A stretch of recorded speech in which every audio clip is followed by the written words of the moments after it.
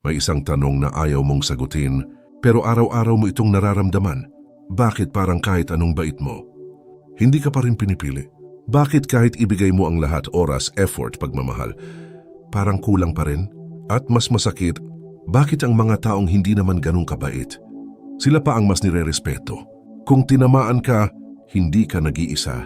Pero heto ang katotohanan na bihirang sabihin sa'yo, hindi dahil mabait ka, kaya ka hindi nire-respeto, kundi dahil hindi mo alam kung kailan titigil sa pagiging mabait. Sa pilosopiya ng Stoicism, may isang ideya na simple pero brutal. Hindi kontrolado ng mundo ang halaga mo. Ikaw ang nagtatakda nito. Pero paano kung ikaw mismo ang nagpapababa sa sarili mong halaga? Kung ngayon mo lang nadiskubre ang channel na to, welcome! Dito, hindi ka makakarinig ng mga salitang gusto mo lang marinig, kundi ng mga katotohanang kailangan mong harapin. Hindi ito lugar para sa mababaw na motivation.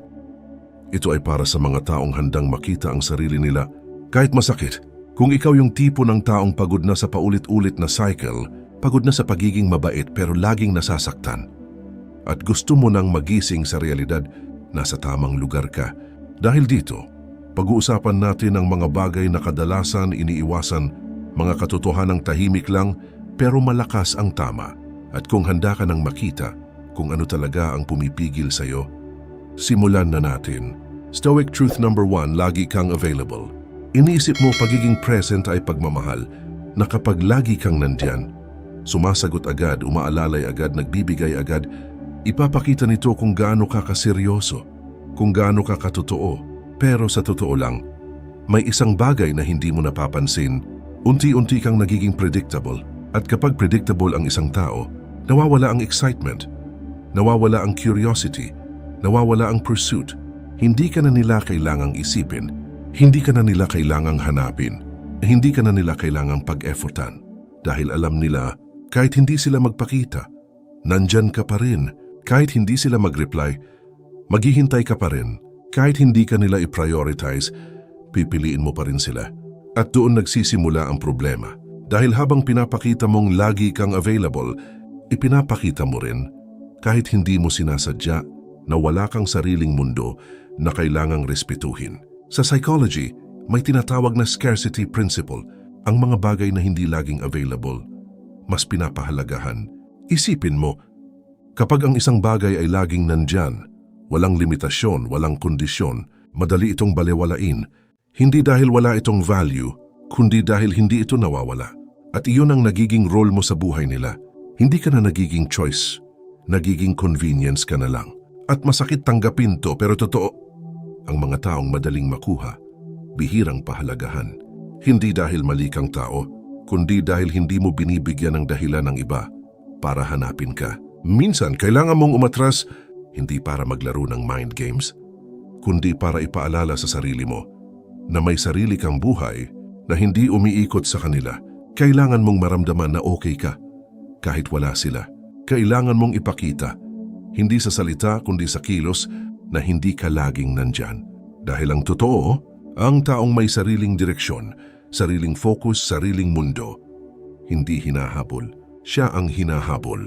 At kapag natutunan mong huwag ibigay ang buong sarili mo agad-agad, doon mo mararamdaman ang isang bagay na matagal mo nang hinahanap.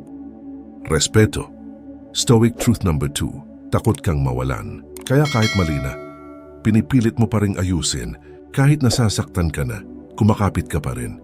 Sinasabi mo sa sarili mo, siguro maaayos pa to. Baka nagbago lang siya. Konting tiis pa, pero habang pinipilit mong hindi mawala sila, ikaw ang unti-unting nawawala. Unti-unti mong kinakain ang sarili mong standards. Unti-unti mong tinatanggap ang mga bagay na dati hindi mo papayagan. Unti-unti mong kinukumbinsi ang sarili mo na okay lang. Kahit alam mong hindi na, at ang pinakamasakit, alam mo na sa loob mo na may mali, pero pinipili mong balewalain dahil mas natatakot ka sa pagkawala nila kaysa sa pagkawala ng sarili mo. Ganito ang nagiging cycle. Kapag malamig sila, ikaw ang lalapit. Kapag nagkamali sila, ikaw ang iintindi. Kapag lumayo sila, ikaw ang hahabol. At sa bawat beses na ginagawa mo yon, mas lalo mong pinapatunayan sa kanila na kahit anong gawin nila, hindi ka aalis. Hindi dahil mahal ka nila, kundi dahil alam nilang hindi mo kayang mawala sila. Sa Stoic philosophy, may isang ideya na bihirang tanggapin ng karamihan. Ang attachment na walang kontrol ay isang uri ng kahinaan. Hindi dahil mali ang magmahal, kundi dahil kapag ang pagmamahal mo ay puno ng takot, nawawala ang dignidad mo. Isipin mo ito, kung ang isang tao ay nananatili sa'yo, hindi dahil pinipili ka niya, kundi dahil alam niyang hindi ka aalis, yun ba ay pagmamahal? O iyon ay control? At dito pumapasok ang isang uncomfortable truth. Minsan hindi ka nila pinapahalagahan. Hindi dahil wala kang halaga, kundi dahil alam nilang hindi mo kayang mawala sila, kaya hindi nila kailangang mag-effort. Hindi nila kailangang magbago. Hindi nila kailangang ayusin. Dahil ikaw na ang gumagawa ng lahat para lang manatili sila. Pero heto ang isang tanong na dapat mong harapin. Hanggang kailan? Hanggang kailan mo ipagpapalit ang respeto sa sarili mo para lang sa presensya ng isang taong hindi ka kayang piliin ng buo? Dahil ang totoo, ang taong tunay na para sa'yo, hindi mo kailangang kumbinsihin. Hindi mo kailangang ipaglaban mag-isa. Pinipili ka niya, hindi dahil takot siyang mawala ka, kundi dahil alam niyang mahalaga ka. At ang tunay na lakas ay hindi yung kakayahan mong kumapit, kundi yung lakas ng loob mong bumitaw kahit mahal mo pa, dahil sa sandaling matutunan mong tanggapin ang posibilidad na mawala sila. Doon ka magiging malaya at doon mo mararamdaman ang isang bagay na matagal mo nang iniiwasan, kapayapaan. Stoic truth number 3, sobrang pagbibigay. Akala mo, kapag mas marami kang ibinigay, mas mamahalin ka. Na kapag ibinuhos mo ang oras mo, effort mo, attention mo, darating ang araw na marirealize nila kung gaano ka kahalaga. Pero ang hindi mo napapansin, habang lalo kang nagbibigay, lalo kang nawawalan. Hindi lang ng oras, kundi ng halaga sa mata nila. Dahil ang tao, hindi pinapahalagahan ang mga bagay na madaling makuha. Mas pinapahalagahan nila ang pinaghirapan, hindi ang basta na lang ibinigay. Isipin mo ito, kapag may isang bagay na pinag-ipunan mo, pinag-effortan mo, hinintay mo, mas iniingatan mo, di ba? Pero kapag libre, kapag kusa mong nakuha, madali mo lang din itong balewalain. Ganon din ang nangyayari sa'yo. Sa bawat beses na ibinibigay mo ang lahat agad, walang limitasyon, walang kondisyon, unti-unti mong tinuturuan ng ibang tao na hindi ka kailangang pag-effortan. At ang mas masakit, hindi nila kasalanan yon. Ikaw ang nagturo sa kanila kung paano katratuhin. Sa psychology, may konsepto na tinatawag na effort justification. Kapag mas pinaghirapan ng isang tao ang isang bagay, mas tumataas ang value nito sa paningin niya. Kaya kung ikaw ay laging nandyan, laging nagbibigay, laging handa, nawawala ang challenge. At kapag walang challenge, walang growth, walang excitement, walang dahilan para piliin ka ng mas malalim. Pero hindi lang yan ang problema. May mas malalim pa. Minsan, hindi ka lang basta nagbibigay dahil mabait ka, kundi dahil umaasa ka. Umaasa ka na baka sa pagbibigay mo, maibalik nila ang pagmamahal na gusto mo, na baka kapag sapat na ang ginawa mo, pipiliin ka na nila. Pero heto ang katotohanan, na masakit tanggapin, ang tunay na pagmamahal, hindi pinipilit, hindi binibili ng effort, at lalong hindi kinukuha sa sobrang pagbibigay. Dahil kung kailangan mong ubusin ang sarili mo para lang mahalin ka, hindi iyon pagmamahal. Iyon ay pakikipagpalitan na ikaw lang ang lugi. Sa Stoic mindset, may isang tahimik pero powerful na prinsipyo. Bigyan mo lang ang kaya mong mawala. Hindi ibig sabihin nito na maging selfish ka. Hindi ibig sabihin nito na huwag ka nang magmahal, kundi mahalin mo ang iba. Nang hindi mo kinakalimutan ang sarili mo. Magbigay ka, pero may hangganan. Magpakita ka ng effort, pero huwag mong ibuhos ang lahat agad. Dahil ang isang lalaking may self-respect, hindi nauubos sa pagbibigay. Pinipili niya kung saan siya mag-i-invest ng oras at energy. At kapag naramdaman ng ibang tao na hindi ka madaling makuha, na may value ang presence mo, na hindi ka basta-basta nagbibigay, doon nagsisimula ang tunay na appreciation. Hindi dahil nagbago ka, kundi dahil ngayon may limitasyon ka na. At tandaan mo ito, hindi mo kailangang ibigay ang lahat para lang mapatunayan na karapat-dapat kang mahalin. Minsan, ang kailangan mo lang gawin ay matutong magtira para sa sarili mo. Dahil sa dulo ng lahat, ang taong marunong magpigil, siya ang hindi nauubos. Stoic truth number 4, pinapaliit mo ang sarili mo. Binabago mo ang opinyon mo? Tinatago mo ang tunay mong ugali. Pinipilit mong maging okay lang kahit hindi naman talaga. Para lang tanggapin ka. Para lang hindi ka iwan. Para lang hindi magkaroon ng tensyon. Unti-unti mong ginagawa ang isang bagay na hindi mo napapansin. Pinapaliit mo ang sarili mo. Yung mga paniniwala mo dati, unti-unti mong binibitawan. Yung mga boundaries mo, unti-unti mong binabali. Hanggang sa dumating ka sa punto na hindi ka na sure kung ano ba talaga ang gusto mo. O kung sino ka ba talaga kapag mag-isa ka. At ang pinakadelikado dito, hindi mo namamalayan na ginagawa mo pala ito araw-araw. Sa umpisa maliit lang. Okay lang kahit ayaw ko. Hindi na lang ako magsasalita. Baka ma-offend siya. Baka iwan niya ako. Hanggang sa dumating ka sa punto na mas importante na ang comfort ng iba kaysa sa katotohanan mo. Pero may kapalit ang ganitong klase ng pag-adjust. Habang mas pinipili mong hindi maging too much, nagiging less ka rin sa sarili mo. Less honest, less expressive, less real. At sa dulo, kahit nandiyan ka physically, parang hindi ka na talaga present bilang ikaw. Sa filosofiya ni Nietzsche, may idea na ang isang tao ay dapat become who he truly is. Pero paano mo gagawin iyon kung araw-araw may version ka ng sarili mo na pilit mong binubura? Hindi ka nagiging ikaw, nagiging version ka na acceptable sa iba.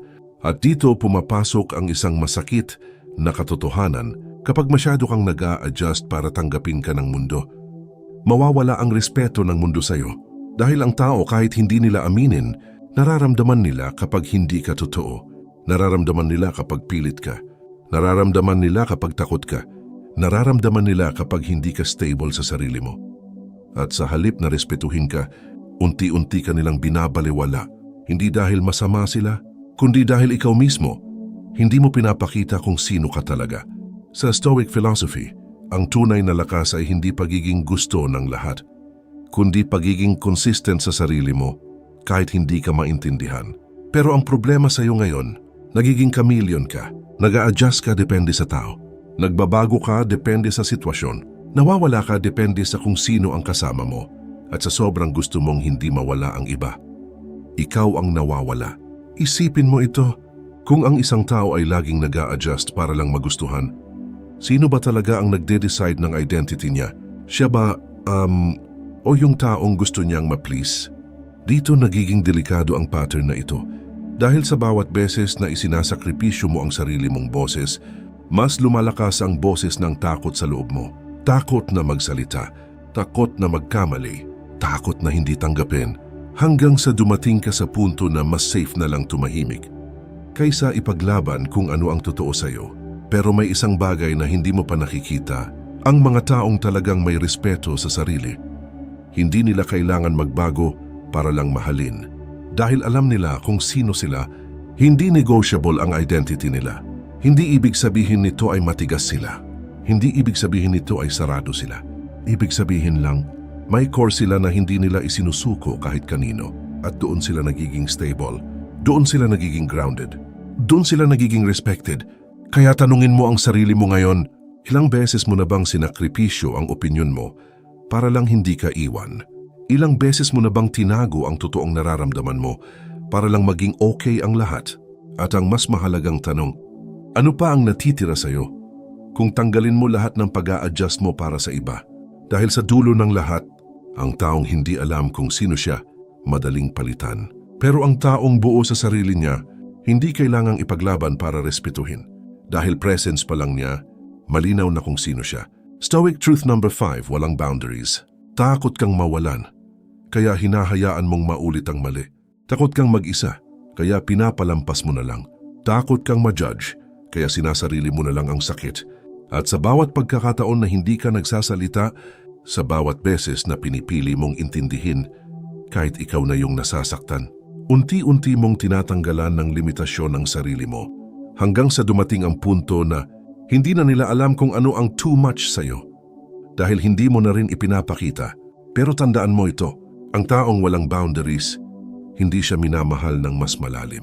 Kadalasan siya ay nauubos, hindi dahil masama ang mga tao sa paligid niya, kundi dahil wala siyang linya na nagsasabing hanggang dito ka lang. At kapag walang linya, walang humihinto. Sa Stoic philosophy, ang self-respect ay hindi emosyon. Ito ay practice ng pagpili. Kung ano lang ang papayagan mong manatili sa buhay mo. Pero kapag ikaw, lahat pinapapasok mo, lahat pinapalampas mo, lahat pinapatawad mo kahit walang pagbabago. Nagiging message mo sa mundo, okay lang kahit ganito ako tratuhin. At sa ang mundo, hindi niya binabasa ang intention mo. Binabasa niya ang behavior mo. Hindi mahalaga kung mahal mo sila. Hindi mahalaga kung mabait ka. Ang mahalaga, ano ang pinapayagan mo.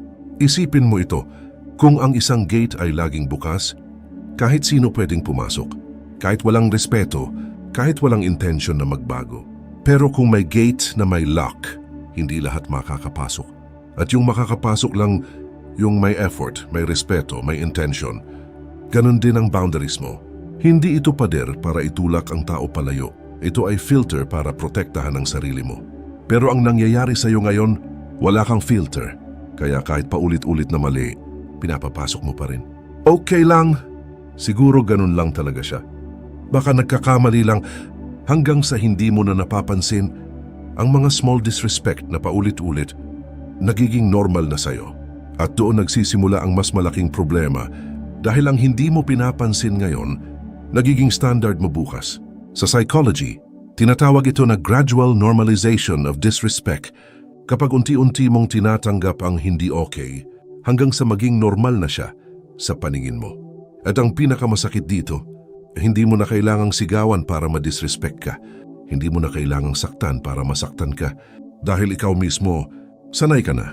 Pero ang stoic na bersyon ng sarili mo, iba ang ginagawa. Hindi siya reactive pero aware siya.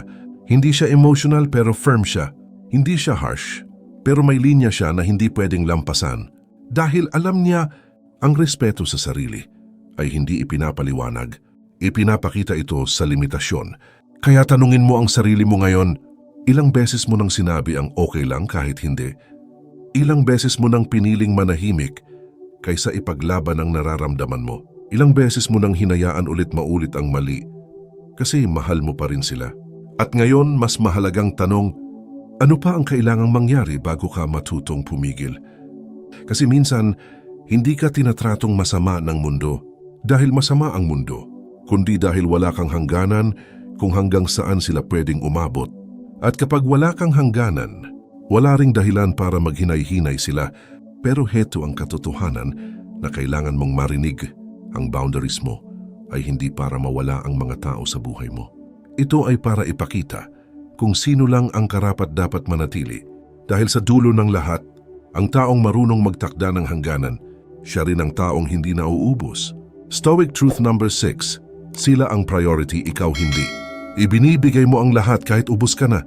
Oras mo, energy mo, attention mo, parang laging may natitira para sa kanila kahit wala na para sa'yo. Kapag kailangan nila ng kausap, nandyan ka agad. Kapag may problema sila, handa kang makinig, umintindi, umalalay. Kapag may gusto sila, sinusubukan mong ibigay kahit may kapalit na pagod sa'yo. Pero kapag ikaw na yung may kailangan, kapag ikaw na yung pagod, drained, or emotionally empty, biglang tahimik ang mundo. Walang nagre-reply agad. Walang nagtatanong kung okay ka. Walang kusang lumalapit para tulungan ka.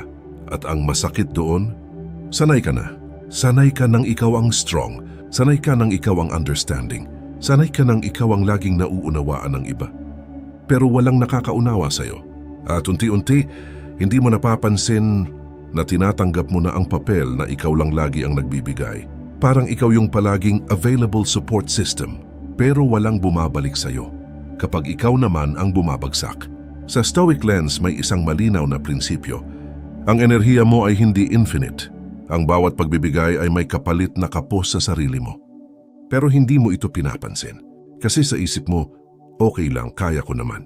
Hanggang sa hindi mo na kaya, at doon mo mararamdaman yung bigat na matagal nang nag-iipon sa loob mo. Yung pagod na hindi nawawala kahit natutulog ka. Yung emptiness na hindi nasasagot ng kahit anong distraction. Pero ang tanong, bakit nangyari ito? Hindi dahil masama sila. Hindi dahil wala silang pakialam sa'yo lahat ng oras. Kundi dahil tinuruan mo silang ganyan ang dynamic. Tinuruan mo silang ikaw ang laging available. Ikaw ang laging mag-a-adjust.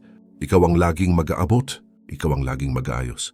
Kaya ngayon, naging normal na sa kanila na hindi ka kailangan i-check kung kumusta ka. Dahil sa pattern na na-establish mo, ikaw ang giver at sila ang receivers. At sa psychology, ito ay tinatawag na one-sided emotional investment.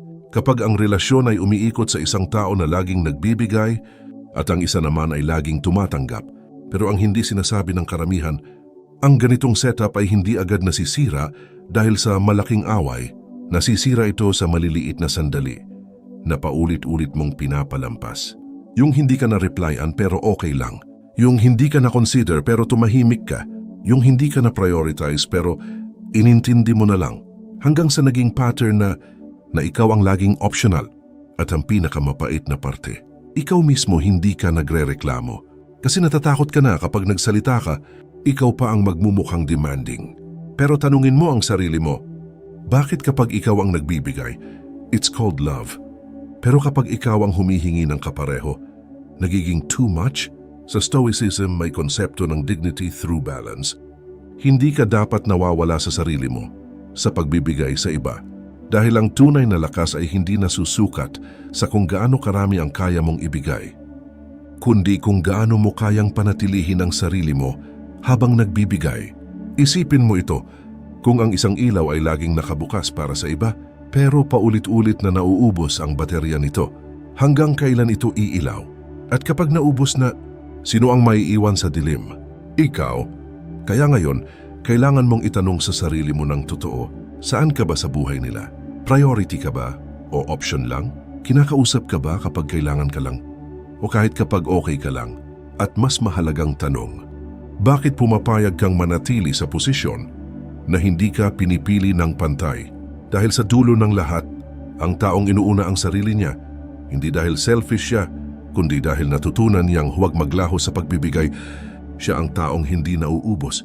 Siya ang taong hindi madaling palitan. Stoic truth number 7. Umaasa ka sa validation.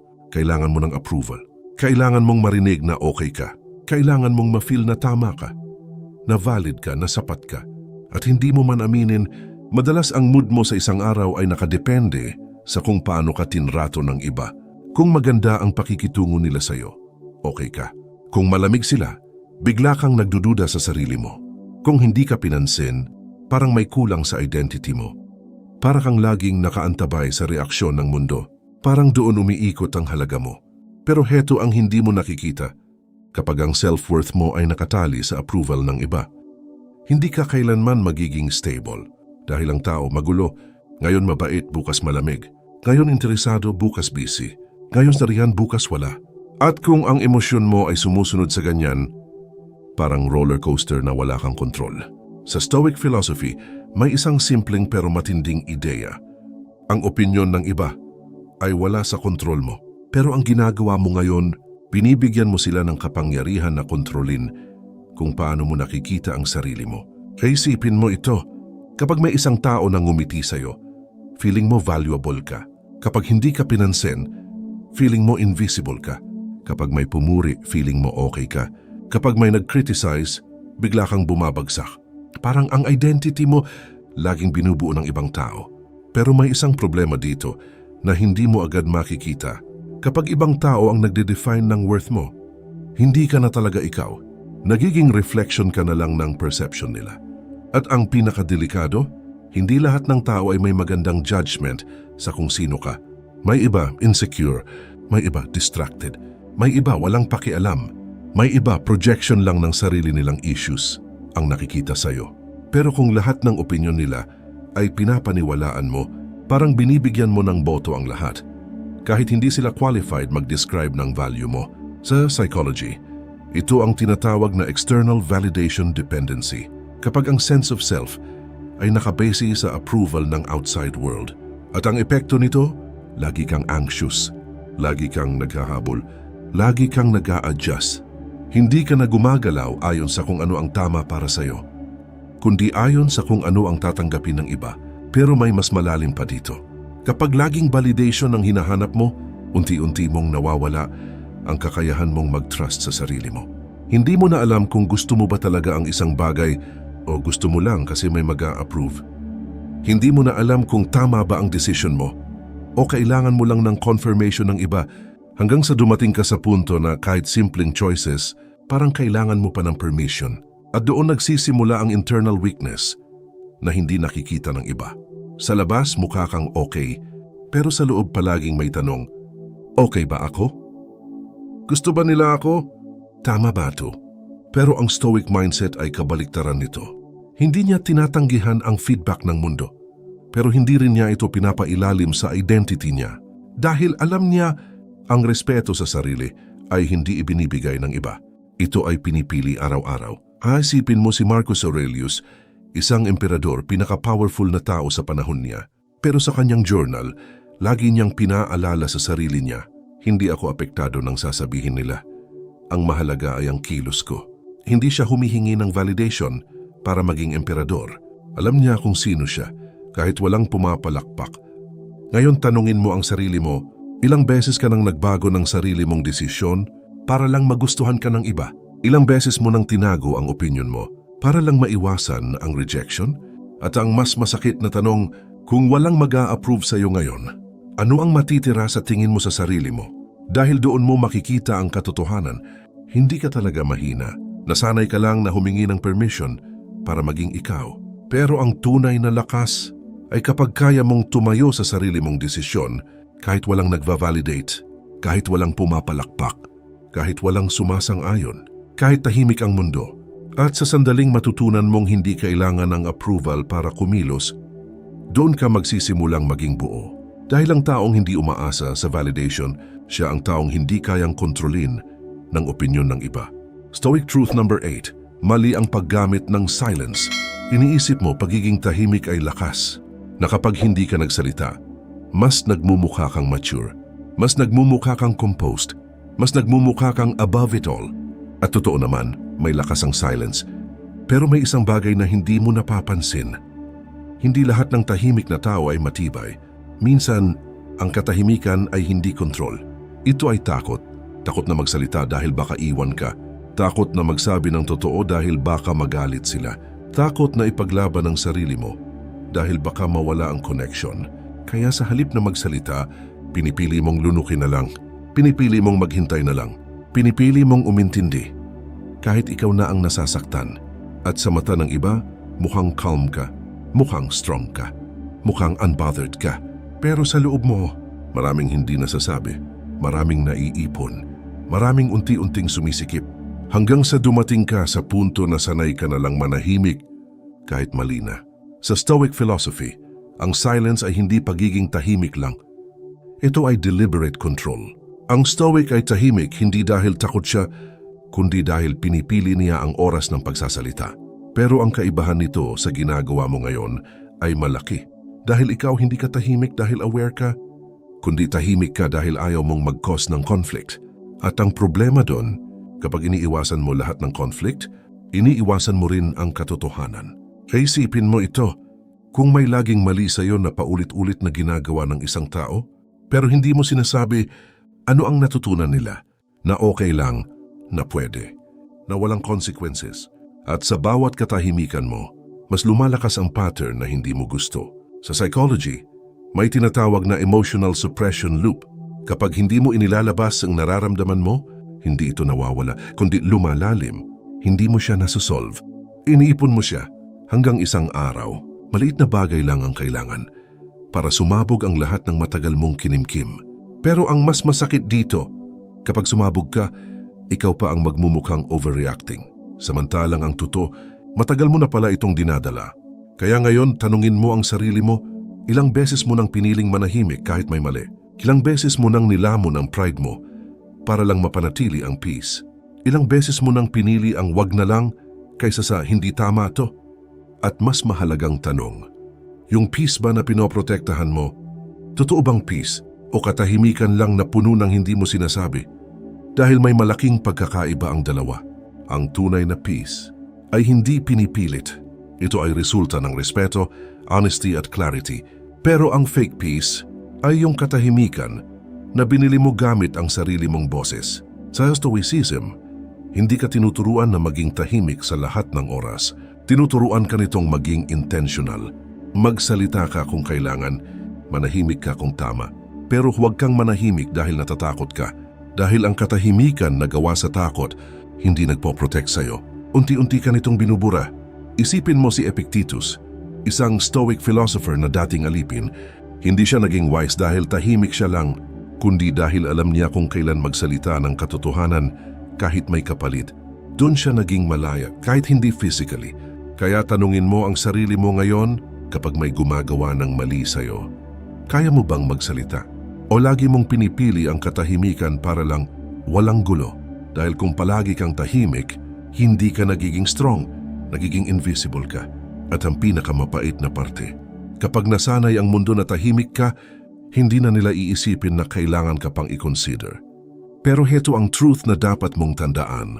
Ang tunay na lakas ay hindi yung hindi ka nagsasalita. Ito ay yung kaya mong magsalita kahit alam mong may babago. Dahil sa dulo ng lahat, ang taong may boses at hindi natatakot, gamitin ito ng tama. Siya ang taong hindi kayang balewalain. Stoic truth number 9. Hindi mo alam ang halaga mo. Ito ang pinakamapait. Hindi dahil masakit lang siya marinig, kundi dahil matagal mo na siyang pinapamuhay, hindi mo lang napapansin. Kaya kahit bare minimum, tinatanggap mo.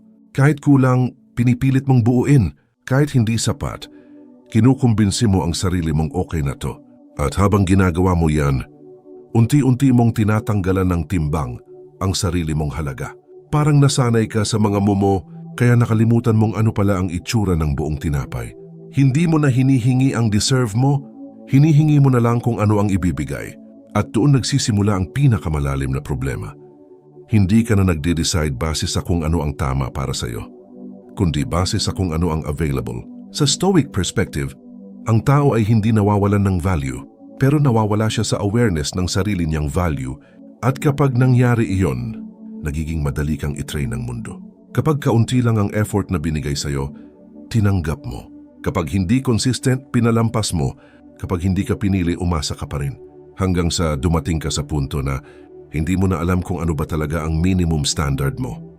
Ang nakakalungkot dito, hindi mo rin alam na unti-unti ka nang pumapayag sa bagay na dati hindi mo tatanggapin. Sa psychology, may tinatawag na self-worth erosion. Hindi siya bigla ang pagkawala ng confidence. Hindi siya isang malaking trauma lang. Nikitutayf Miker, tahimik, paulit-ulit. Isang beses mong tinanggap ang hindi okay. Isang beses mong pinatawad ang walang pagbabago. Isang beses mong pinili ang okay lang hanggang sa naging pattern. Hanggang sa naging identity. Hanggang sa naging normal. At ang pinakadelikado, hindi mo na alam na masyado ka nang nagsisettle. Akala mo grateful ka lang. Akala mo understanding ka lang. Akala mo mature ka lang. Pero minsan, hindi na ito maturity. Ito ay self-abandonment na nakadisguise bilang patience. At habang ginagawa mo ito, may isang bahagi ng iyo na unti-unting nawawala. Yung part na alam kung ano ang deserve niya. Yung part na hindi natatakot mawalan. Yung part na hindi pumapayag sa kulang. Sa halip, napapalitan siya ng isang version mo na laging nag-a-adjust, laging nag-aantay, laging umaasa. Pero heto ang isang tanong na dapat tumama sa iyo ngayon. Kung ang isang taong mahal mo ay ganito rin ang ginagawa sa sarili niya, papayagan mo ba? O sasabihin mo sa kanya na hindi mo to deserve?